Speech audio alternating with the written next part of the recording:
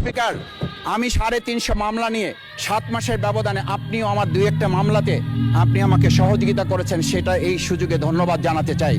আমার 350 মামলা জামিন করতে 7 মাস সময় লেগেছে, আমার বের হতে সময় লেগেছে 4.5 বছর।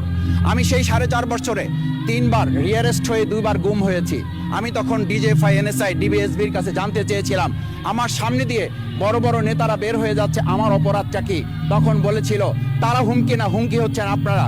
আমাদেরকে যখন শেখ হাসিনার শেষ সরকার নিষিদ্ধ করেছিল তখন তারা 14 দল মিটিং করে বলেছিল এই জামাত শিবিরই হচ্ছে সবচেয়ে বড় সমস্যা, তাদেরকে নিষিদ্ধ করলে এই আন্দোলন থেমে যাবে।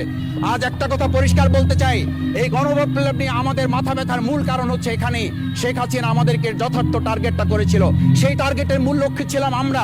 আমাদেরকে বলা হয়েছিল একটা গুলি করলে একটা সরে বাকিগুলো লড়ে না, সেই লড়ে না লোকগুলো ছিলাম আমরা, মাননীয় স্পিকার। যার কারণে আমাদেরকে তারা ভয় পায়। আমরা এখন বর্তমান সময় ভিডিও দেখতে পাই